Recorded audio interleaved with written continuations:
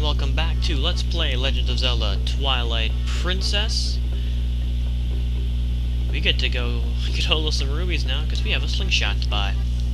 So hopefully I'll be able to point out the best and quickest way to get said rubies. Well, to start with, we can come back over to where the beehive was. We're not actually going to get anything from the beehive. You can actually scoop up, as I said earlier, the larva from this to use in fishing. However, there is a vine here we can climb. So guess what? That is what we are going to do. Climb the vine.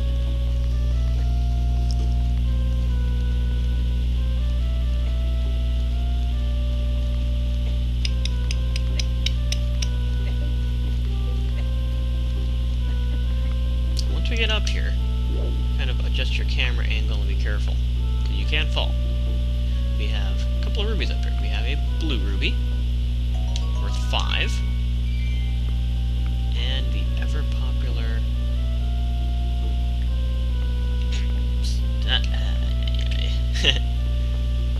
I love the fact you can fall from any height with Link and not have to worry about damage. But yes, there's a yellow ruby up there as well, which I believe is worth 10. If the mechanics from the other Zelda games are correct. So there's an easy 15, half the price of the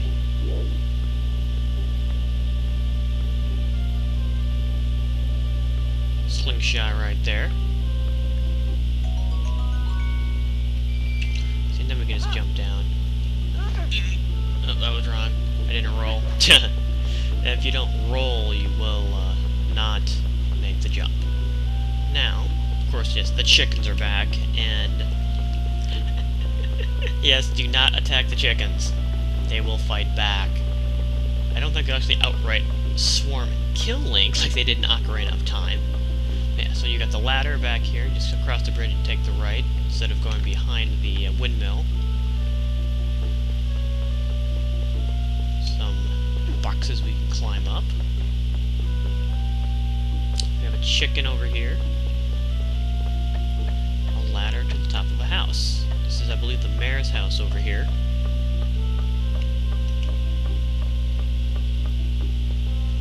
We have another yellow ruby up here. So up to 25. And we find ourselves some hot grass up here as well. Odd location for it.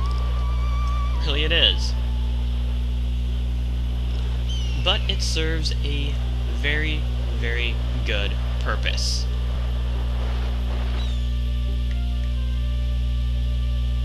We have one more yellow ruby right over there. What we need to find now is a chicken. Now you remember we grabbed the cradle with a hawk earlier. Well, we can grab chickens with them too. And anybody who's played Zelda knows the magical effect of a chicken. You can jump off a high place and you basically glide with it. The chickens in the Zelda universe, very, very strong. So now we have 35 rubies. More than enough to purchase the slingshot. And guess what? That's exactly what we are going to do. What are you doing buying a slingshot, you naughty thing? You're too old for toys. Does remind us we can use pumpkin seeds if we need it. So now that we've got the slingshot, I will go ahead and set that. I prefer that on Y. Don't really need anything else. I'll put, or on X. Put the milk on Y. Not that I need it. Just handy to have. Just in case.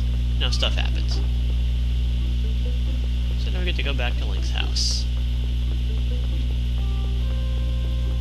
Where the kids are most likely still waiting. That's just how it is. And here's Russell. Just in time. And he put something in my room. Also notices I got the fishing rod. Colin will be happy about that. As you can see, we have the kids out here. Here's Colin talking to Epona. And yet, I am off work today. Well, anyway, let's pull out the slingshot because we have a stupid spider up there. Well, it's all targeted for the easiest thing, and yep, pretty much kills the spider. We get a single ruby out of it. Well, I'm curious as to what Russell put in my room. Let's find out, shall we? Let's just say it's something that's very useful and something that the kids will also rather enjoy.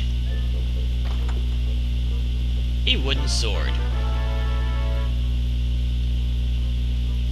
So now I am fairly armed. I have a slingshot, I have a wooden sword.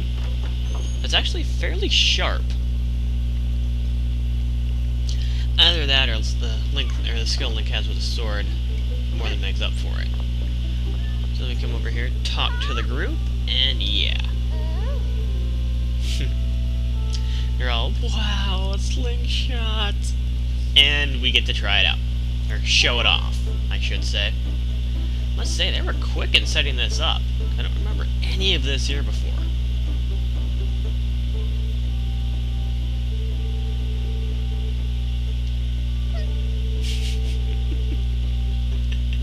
And Beth is all, nah, idiots. Boys will be boys.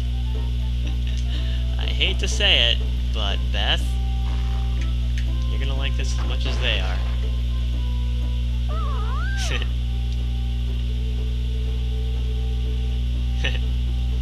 L targeting. And Mal was like, I thought you weren't interested. That one. That one. Okay, then we just gotta go ahead. Finish up.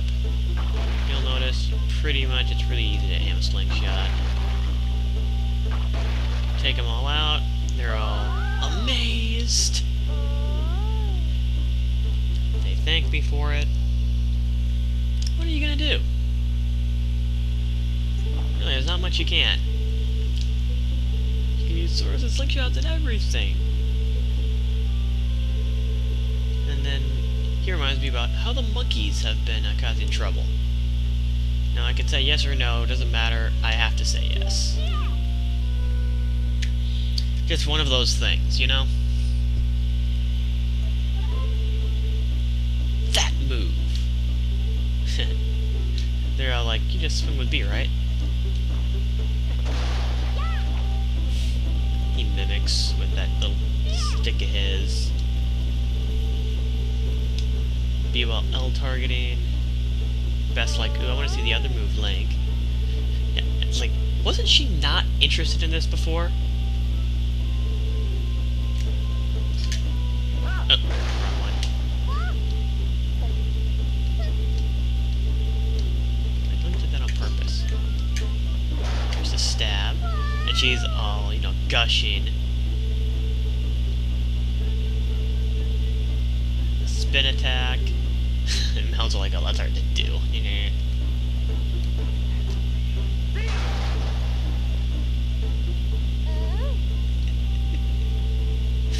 Yeah. Waste your little time with these brats. Aren't you the one asking me to do everything?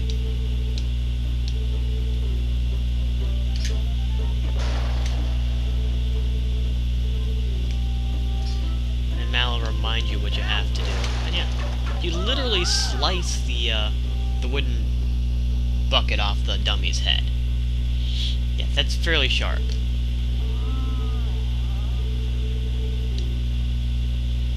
Yeah, would you look at that? It's a monkey! And he just cannot wait to chase after it. Doesn't think at all.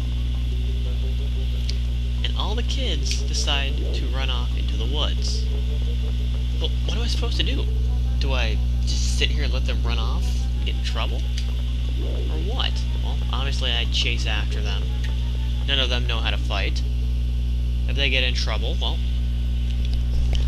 let's just say it'll be not good. So as you run along, you run into Beth first. Tallow and Mallow. There we go. Tallow is the little red-headed guy's name. Could never remember it. Can't keep up with those two. We keep moving.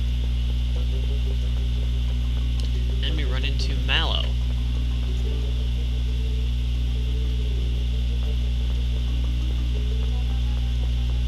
Which means Tallow kept chasing after the monkey. Well, you know what? We have to go into the woods now. But we'll get to that in the next episode of Let's Play Legend of Zelda: Twilight Princess.